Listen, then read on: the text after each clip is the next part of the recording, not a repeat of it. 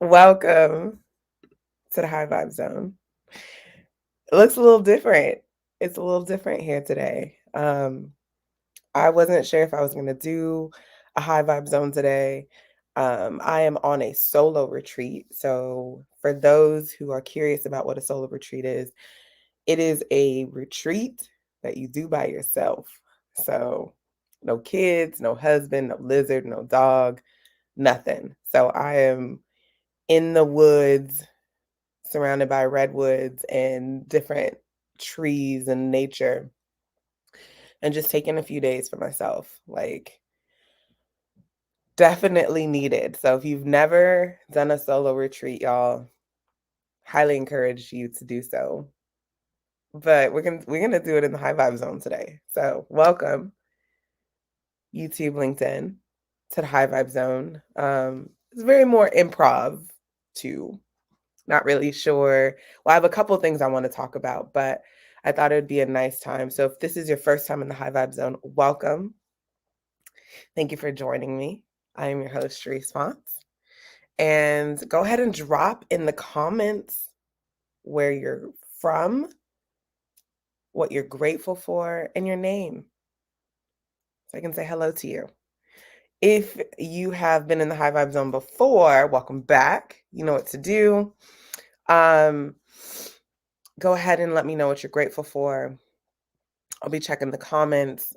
And I don't think this is gonna be too long. I mean, I'm in this very remote part. The Wi-Fi is good though, y'all. So give me a shout out if you can hear me and see me clearly, because I don't have my mic, I don't have my camera.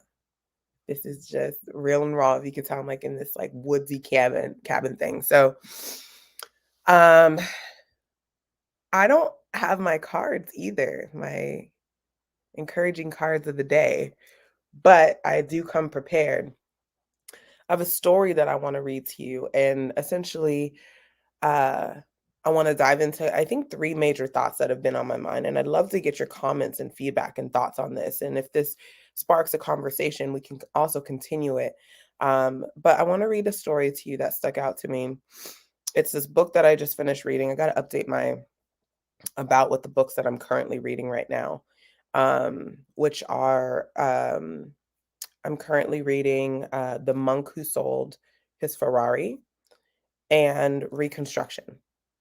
So I will drop those in my about section because I like to let people know what I'm reading. And if you're reading something, let me know. But again, welcome to the High Vibe Zone. It is Wednesday, right? Is anybody on here? I don't know. Whatever. It doesn't matter. I'm going to keep going. I'm going to start with this story. Um, it's about one of my I don't know why I really like Oprah. I guess it's because I just have seen sort of her development over the years, and just I really respect her. She was also a close friend of someone that I really treasured, Maya Angelou. And so I don't know, but I'm going to read you the story. This is going to be in replacing the encouraging card because I don't have them with me today. So before Oprah was Oprah, first name only, which is like pretty cool status, right? You don't even need to say the last name, you know who it is. She had a hard time getting people to watch the taping of her show in Chicago. No one really wanted to sit in the live audience through some unknown random woman's talk show.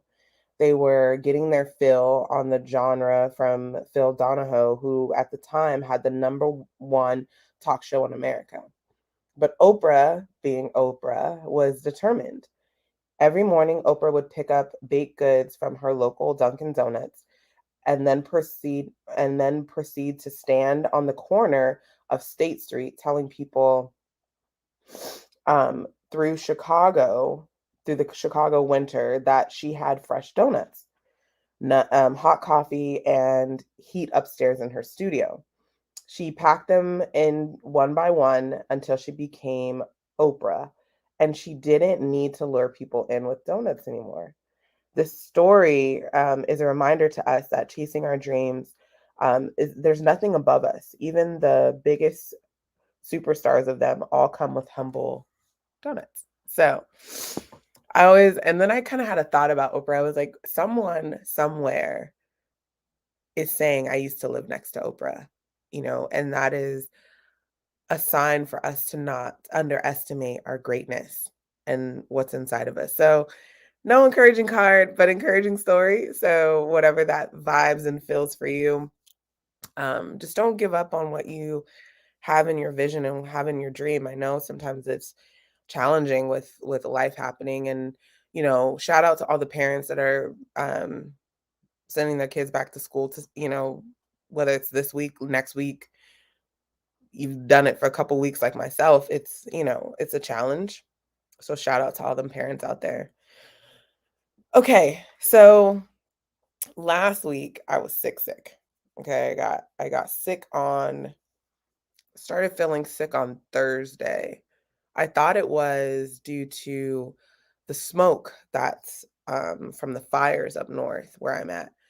And I was running. So I run in the morning, and I thought it was because I was like running in the smoke, which is not actually a really good idea. I probably should have just did something else. But lo and behold, I had a cold. And I Thursday was no good. Friday completely shut down. Saturday completely shut down. And I have this regimen that I usually do when I get sick is I burn out the cold. And so it usually 72 hours I'm good to go. Still have a little bit of residual, but it's nothing it's nothing like it was just like a basic my body was like, "Hey, you need to chill." Which brings me to kind of some of the thoughts that I had, which is I was, really, really going at a intense pace for my body and not honoring the rest mode that's needed. And so many of us out there do that, and then it manifests in certain parts of our body. I remember the one LinkedIn story of this guy who ended up on a Sunday having a heart attack and was like, "I'm not going to spend another day on a Zoom. I'm not gonna spend another day, all days in Zoom. I'm gonna do these things," and it changed his lifestyle. So I don't think we need to wait for a diagnosis or a disease to tell us that it's time to rest. And so, taking my own advice, I was able to just take a moment, recovered very, very quickly, which was awesome. My body usually does bounce back really quickly. And so now I'm here to share some thoughts with you. But I have a couple quotes that I did a transformational hike the other day, and I have a couple quotes that really came out from some of the things that I learned. And this one really stood out for me as one of the forefronts. Whenever you see someone in success or really falling into their significance, um, one quote that I loved was, "You cannot receive vibrationally something you are not vibrationally a match to." And so bless those that are finding abundance, and in your blessing of them, their abundance, you will become abundant too. But in your cursing of their abundance, you hold yourself apart from it. It's law. It's the most powerful law. Which reminds me of just when you think of like haters, or you think of people that are doing good and you don't really have anything nice to say to them, you are holding yourself away from the thing that you are potentially seeking, as their success is on a frequency that you're not able to get to in the negative view of them. And so I thought that was a really powerful quote. And you don't need to like everybody. I think that's a myth. You don't need to like everybody. Um, but honoring each person is really key. And so how you do that is by sending them light and love. Very simple. I'm pretty sure y'all seen this on LinkedIn, people saying light and love. I've seen it a lot more lately, which I think is a great sign. Um, but sending people light and love, and not really attaching any expectations to it is really key. Something else that I've been thinking about, and I just shared this thought, so bear with me because it might seem a little premature, but I was driving the other day, or just kind of driving through these mountains and seeing all these houses. And some of these houses are like really magnificent and beautiful, and the architecture is awesome. And I was like, huh, I wonder if I, you know, do I not have a house like that because of all of the things that have happened in history? Or do I not have a house like that because of it's not for me?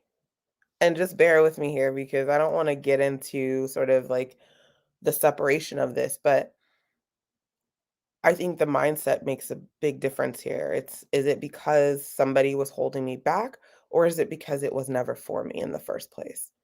And I live my life with the understanding of if it's not for me, I won't have it. If it is for me, there is nothing that can be against that.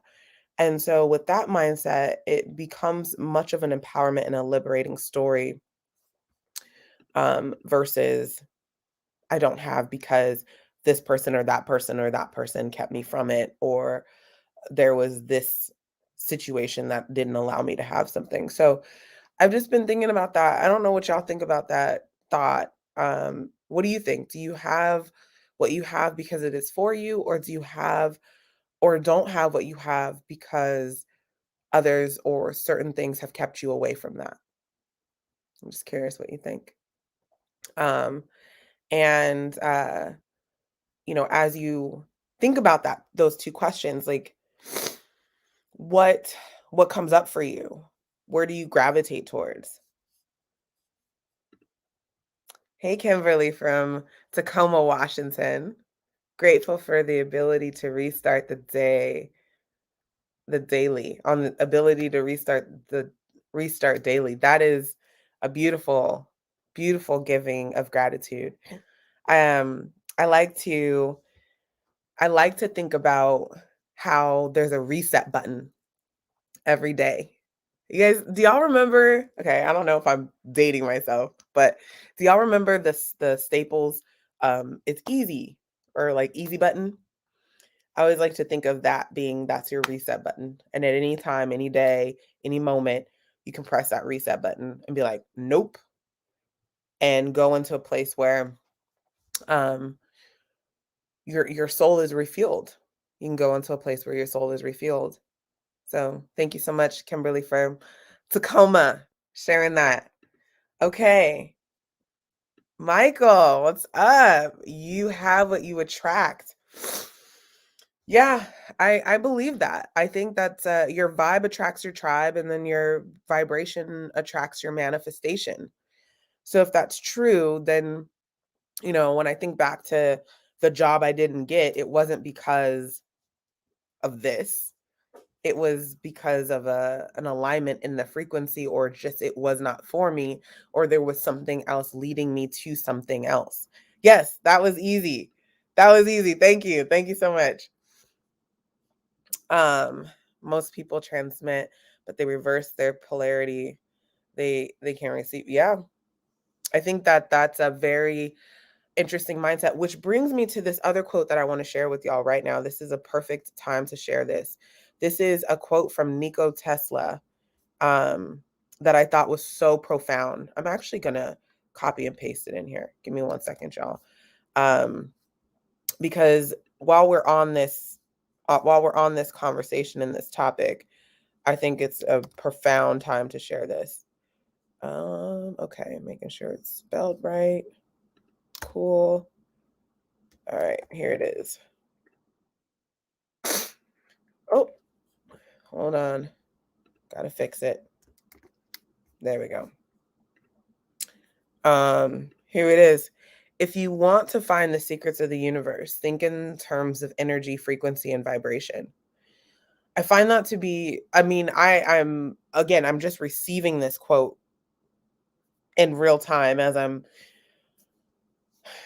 saw it, and I was like, this is such a deep conversation here. It's like if you want to find the secrets, like the things that are out there that we're seeking, that we came here to seek. Think in the terms of energy. So E equals MC square, frequency. When I think of frequency, I think of a radio station. So if you're on, 106 KML, you're not going to hear what's on the jazz station, right? The frequencies are off, and then vibration. Everything has its own vibration, almost at a cellular I mean, someone help me out with science, but like a cellular level. So I just find this quote to be really fascinating. Let's see what we got here. I think you're spot on, and we have what we are ready for and what we need. I wonder, so Kimberly, I'm gonna assume this is you. Let me know if it's not, but I wanna ask you, why does that concept seem so hard for us to grasp? In truth, it's, we will never be given more than we can bear. We have exactly what we need in this moment. I wonder if it's because we don't really honor the moments that we're in. And that has to do with being present and being here. I'm just gonna call this out, y'all.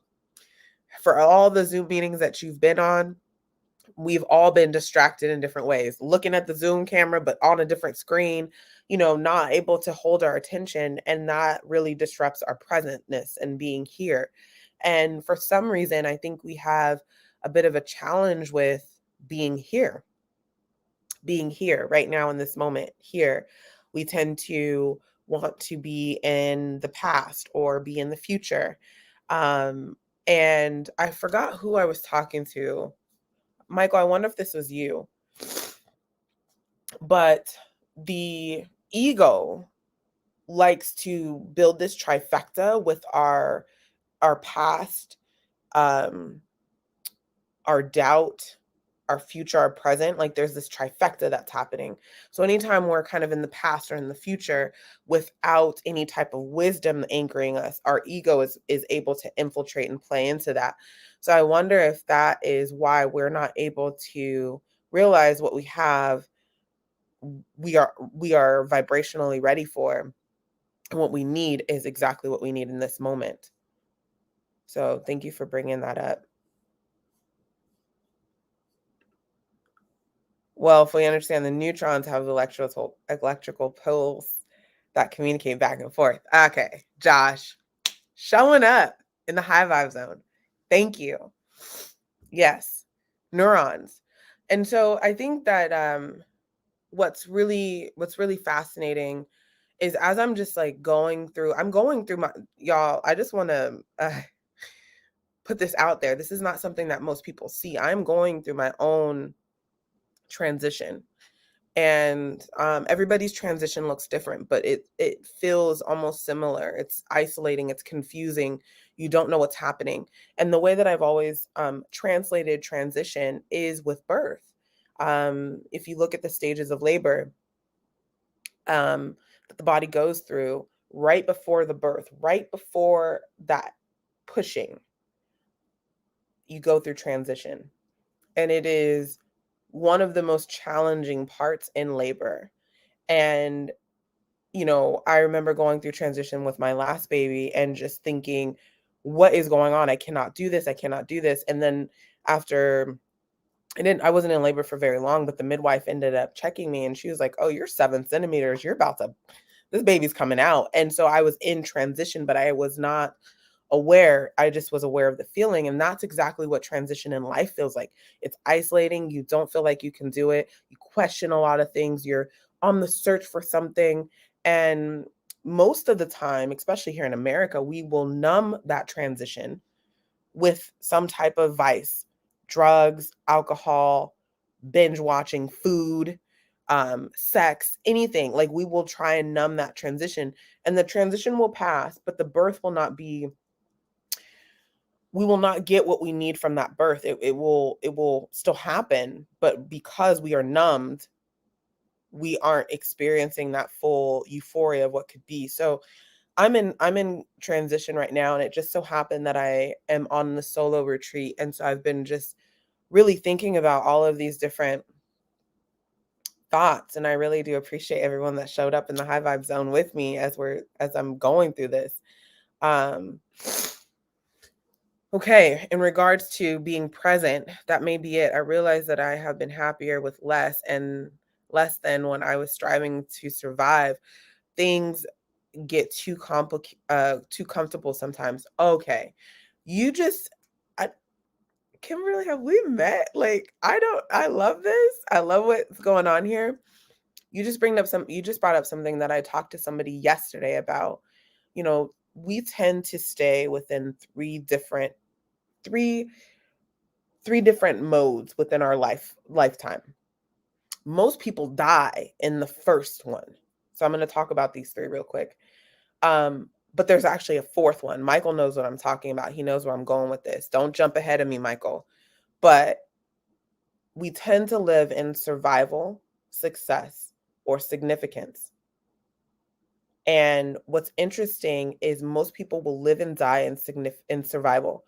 I heard a quote. I don't know who said this, but most people will live, die at 30 and live till 80. And we're in this constant state of survival mode. And if you think about what survival mode is, it's just a very,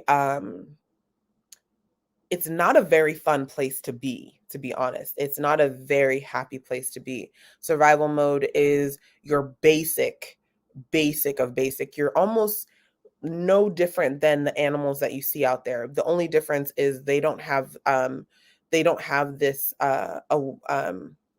sense of awareness that we do. So the survival mode is you're just kind of making it through. Most of us think that we want to be in success, which is really interesting. Success is relative depending on who you're talking to. So success could be, I have millions in the bank, but my health is declining. Is that success? Is that the type of success you want? Or I have tons of people around me, but nobody I can trust. Or, so we hear, or I have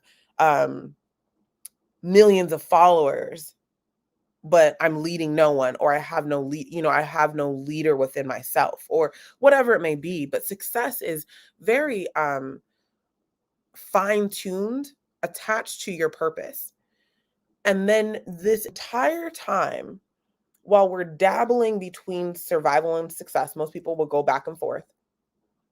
We've ultimately be trying to get to significance. And significance is where we are that significance is on our way to becoming some of these legends that we can name off the top of our heads. The Mother Teresa's, the Nelson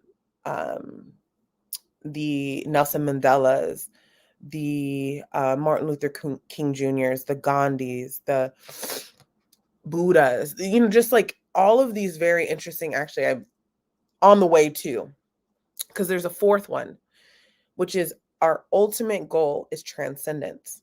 We are looking to transcend. We are looking to continue to level up in our beingness and our spirituality in all areas, because we know if we level up in one, it will raise the other. And I think that this conversation, we need to have some of these conversations. No, so wherever this is reaching you, I would just encourage you that it's not by coincidence. And I would just encourage you to kind of sit with this and have a conversation with yourself around, where are you? Are you in survival mode? Are you chasing success? Are you seeking significance? Are you understanding the areas of where you can transcend? And if you are, wherever you are in one of those areas, there's so much to be learned, but to recognize where you are, I think, is really important. Thank you, Michael, for not dropping the gems sooner. And we have a similar past. You know what? I am finding out that more and more people have very similar stories to something that I shared, and I'm still noodling on like what can be done about that, because there's so much empowerment that comes out of pasts or stories like that. So thank you so much for being here. But in survival mode, the things that really matter more. I think it's very interesting. Survival can mean a few different dichotomies. And one is your basic needs. But then once those are always kind of taken care of, like you will always have what you need, and that's already there. There is a level up from that where you start to go into a mode of lack. You just default lack. I'm hoarding because I'm going to lack this in the future, or I'm going to keep this to myself because it's almost like watching the squirrels. If you've ever watched the squirrels, they collect so many nuts and acorns and they hide them and they keep them, and they probably have more than they will ever have for a lifetime, but they are in deep survival mode. I don't think they know that the trees will always produce, or they will always be something there. Or, I mean, maybe there isn't, but maybe they have enough. They don't, do they even know how many they need? They don't really care. They just keep gathering. So I think for us as humans, once we know that our needs are taken care of and we've realized that pattern in our lives, we need to release the energy of lack that we will not be provided for. And so I think that's where we get stuck in this loop of survival mode. I think it's a very interesting concept that we have. We don't give because we are afraid that we're not going to receive, but in the lack of giving, we don't receive anything. And so there's this whole mindset, soul set, heart set, health set shift that has to happen. A key to achieving significance is choosing the place yourself in environments where you are celebrated and not tolerated. Oh, wow. How much time do I have? I was only going to jump on here for a few minutes. These are some gems here, y'all. How many people are in workplaces where they are tolerated and not celebrated, and that energy is transluting is a great word. It's like it's transcending, which is like going through something, but looting is taking away. Maybe that's the wrong definition, but I'm going to use it, y'all. Just taking away from the progress that you're trying to make. You wonder why you're not meeting your health goals, because you're in an environment where you're tolerated, not celebrated. Your relationship is falling apart because you're in an environment where you're tolerated and not celebrated. You have these goals and desires in this wise, achieving mind, but you're still in a place where you are tolerated and not celebrated. And I think that that's a big thing. Once you start celebrating yourself, though, you no longer tolerate those environments that are tolerating you. That's a big key there. Yep, exactly. If you choose to simply be tolerated, the energies will shackle up. Absolutely. You guys got this. I have several bottles of shampoo and literally a crap ton of toilet paper now. I'm trying to tell you, you know what? Oh man, I don't even know if I can start this conversation, but this is really good. I think I'm gonna save it for another live. I'm telling you, y'all, once you realize your basic needs are taken care of and you have what you need, you gotta shed the other stuff to get to that next level. You have to do that. Else you're gonna stay in survival mode and you're gonna wonder, why am I only getting the things at the bottom? Why am I only getting the things because you're at that survival level? But there's more that happens. The visual that I'm getting is like fishing. I don't know if y'all fish. I'm actually an angler, y'all. Shout out to Lake Del Valle. That's one of my favorite fishing spots in Livermore. I get in the waders. I got a little floaty boat. I can thread the worm. Like, I'm a huge angler, but I think about the catfish that sits at the bottom, and they call them bottom feeders for a reason. And then I think about the bass, or more so the bass that jump out. And I just think about how that's a little bit different. I mean, I think catfish have jumped out before, but I don't really see them as much. I see the bass because they're getting the stuff at the top. You know what I mean? They're getting the flies and stuff. Anyway, I think that's a really good point, which you shared. All right. It's also rooted in the idea of American individualism and American exceptionalism. So I don't know. I got the vibe of what you're trying to say. I don't know too much about that to speak on it, but I think that this comment is really fine-tuned definitely for this conversation. I get the idea, I get the vibe of it. I don't know enough to speak too deep into it. Josh, you have such a your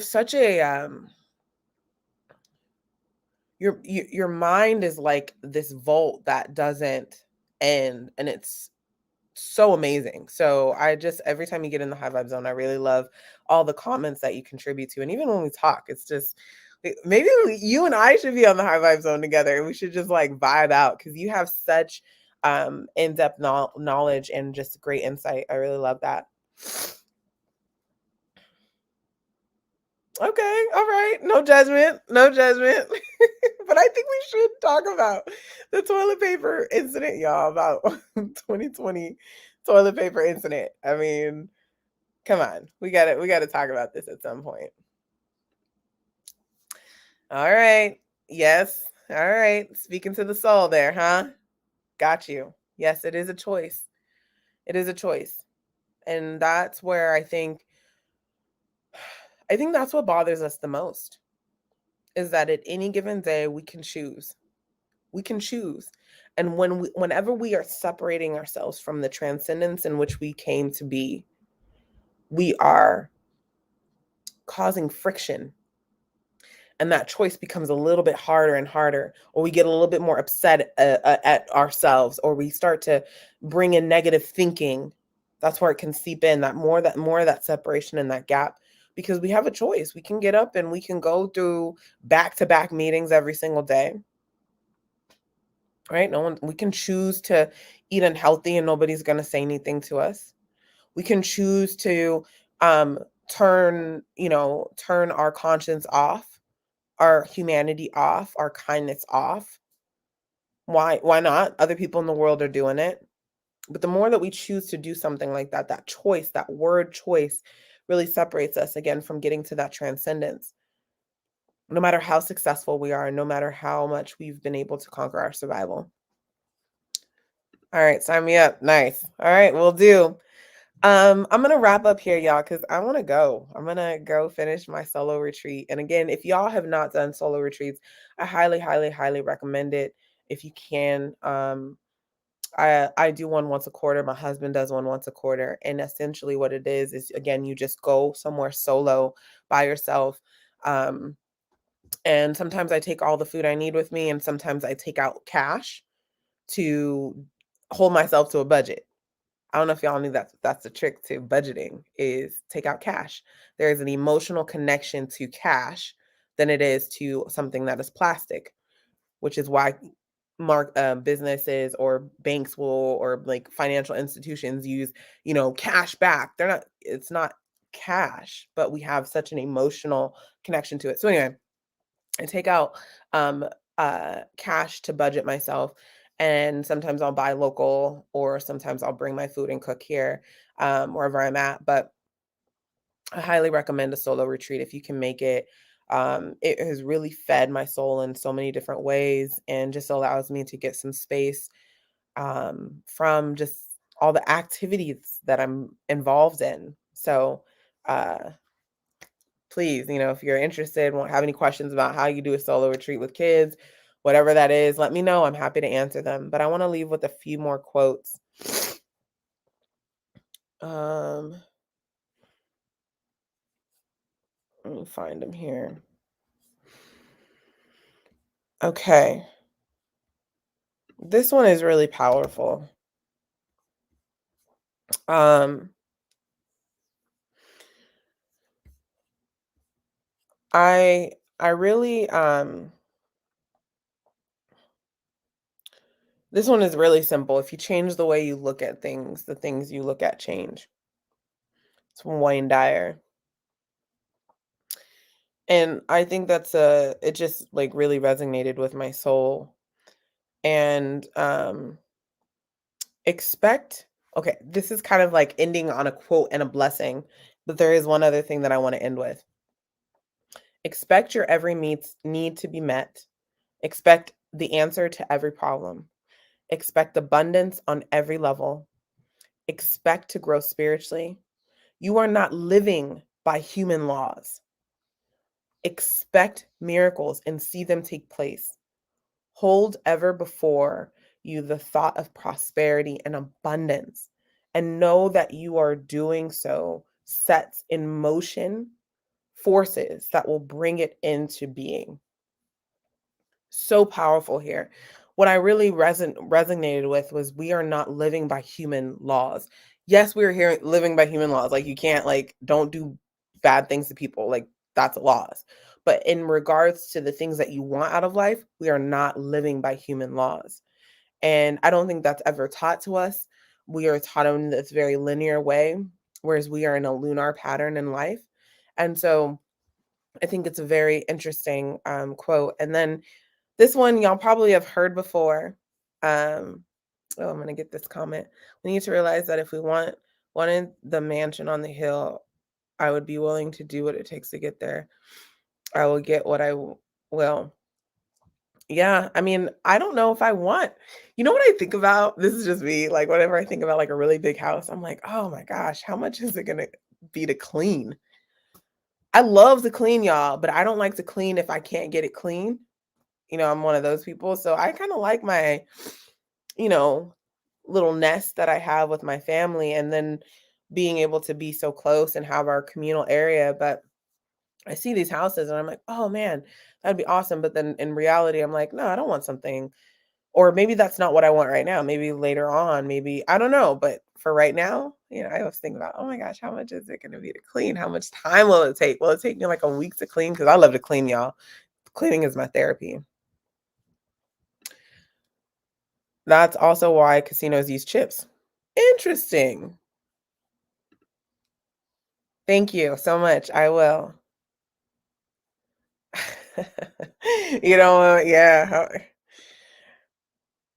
We don't see chips as cash. Oh, well, there it is, y'all. So if you trying to budget, if you trying to get debt free 2021, wait, 2022. There we go. I don't know. I'm in a different. Use cash. First step, use cash. Okay. I'm going to end with this. God, grant me the serenity to accept the things I cannot change, courage to change the things I can, and the wisdom to know the difference. Thank you so much for being with me here in the High Vibe Zone. This conversation has been rich by all means, has filled my heart, is definitely filled my soul. Y'all keep coming. Michael, you coming with some fire here. I'm trying to close out. What we got here? Yes. Oh, you know what? We are going to have another next week. Next week, we're going to talk about this. We got to talk about the Matrix. We got to talk about the Matrix, y'all. So next week, we're going to put a plug in this. But thank you all so much for being here in the High Vibe Zone. I love you too. I love you too. I want to just send you off with a blessing of light, love, and gratitude. Thank you so much for being here with me in the High Vibe Zone. Keep those comments coming. Let me know if you have any questions, how I can be of service. I am here. Thank you so much for spending your time with me. I'm going to end this out with our super sick intro, outro. Have a beautiful rest of your day, everyone. Bye. You are a spiritual being in physical form, a dichotomy of light and dark, where energy equals mass on a journey designed to fulfill our personal legend and purpose, to use humanity throughout, to amplify and transcend, slay the ego, raise the humanity. That's the signpost up ahead. Your next stop, the High Vibe Zone.